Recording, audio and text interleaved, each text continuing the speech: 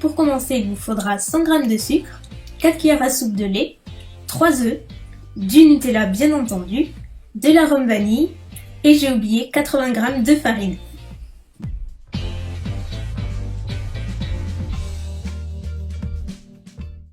Donc dans un premier temps, je mélange mes 3 jaunes d'œufs avec le sucre jusqu'à ce que le mélange blanchisse légèrement.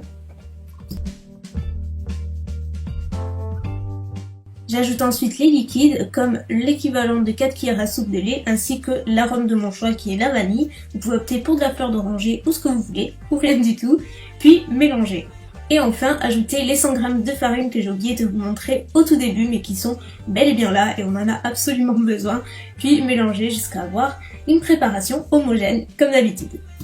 Dans un autre saladier, on va monter les blancs en neige fermes et aérés le plus possible.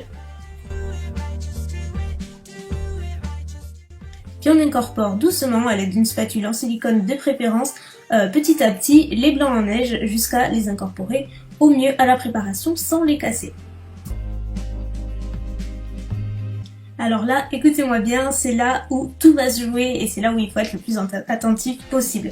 Si vous voulez réussir votre roulé au Nutella, il vous faut investir dans un tapis à rebord en silicone comme ceci. J'ai acheté le mien chez Jiffy et croyez-moi, si vous utilisez autre chose, vous n'allez pas arriver à rouler votre pâte correctement, ça va se casser et puis ce sera du travail gâché tout simplement. Croyez-moi, ça fait toute la différence, il faut vraiment que le tapis soit à rebord, vous pouvez en trouver n'importe où au rayon pâtisserie, ça fait toute la différence. Et moi depuis que j'ai ce tapis là, je réussis à tous les coups. Donc après avoir tapissé mon moule donc de papier cuisson, papier sulfurisé, peu importe, assurez-vous juste qu'il soit anti-adhérent pour que ça se démoule le plus facilement possible. Il ne vous reste plus qu'à étaler toute votre pâte sur le moule et après avec la maryse. Et puis en faisant des mouvements, vous allez voir, ça va se tasser tout seul, ça ne déborde pas.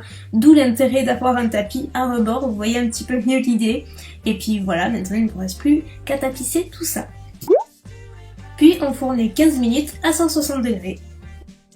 Une fois que c'est cuit, ça ressemble à ça, il suffit juste que la pâte soit relativement souple pour pouvoir appliquer de la pâte à tartiner. Et donc là, je décolle légèrement les bords avec une spatule. Et puis vient le moment marrant où vous appliquez votre Nutella ou votre pâte à tartiner de votre choix. Vous pouvez utiliser celle que vous voulez. Et donc moi j'utilise avec une spatule de pâtisserie parce que je trouve que c'est vachement plus simple et c'est quand même un gain de temps qui est pas négligeable étant donné qu'il y a une certaine surface. Donc là, n'hésitez pas à être généreuse avec la pâte à tartiner parce qu'après une fois que c'est roulé, c'est vrai que ça a tendance à perdre un petit peu de son goût, donc il faut en mettre quand même pas mal. Soyez généreux. Vient la partie la plus délicate de la recette, à savoir rouler votre pâte en fait. Et c'est là où vous allez vous dire si c'est réussi ou si ça va se casser et c'est juste un stress monumental. Donc là, je vous assure, ça marche à tous les coups avec ce tapis à rebord. Le truc pour réussir, c'est d'y aller doucement mais sûrement, comme on dit. Il faut être patiente et surtout, il faut y aller avec une grande douceur. Donc petit à petit déjà, je roule petit à petit et surtout, je décolle le papier sulfurisé délicatement de façon à ne pas le retirer en même temps que la pâte non plus. Et lorsque je roule, je presse au maximum pour que ce soit vraiment bien serré et vous allez voir qu'à la fin, c'est quand même vachement plus sympa. Et je répète l'opération jusqu'à ce que ce soit roulé jusqu'au bout en retirant petit à petit le papier cuisson au fur et à mesure. Mais vraiment, il faut y aller très doucement. Et enfin, vous voyez en image, il faut juste avoir beaucoup de patience et il faut vraiment le vouloir, ce rouleau Nutella, je vous l'accorde. Mais je vous assure que c'est à la portée de tout le monde et c'est super simple. Même mon frère l'a déjà fait, donc je vous assure, tout le monde peut le faire. Et maintenant, la touche finale, c'est le sucre glace. Vous pouvez saupoudrer de cacao si vous préférez une saveur un petit peu plus chocolatée. Après, c'est une affaire de goût. Moi, je préfère le sucre glace, donc c'est ce que je fais. Je trouve ça super joli à la fin. Et puis voilà, après, il ne vous reste plus qu'à déguster votre rouleau Nutella au goûter ou pas.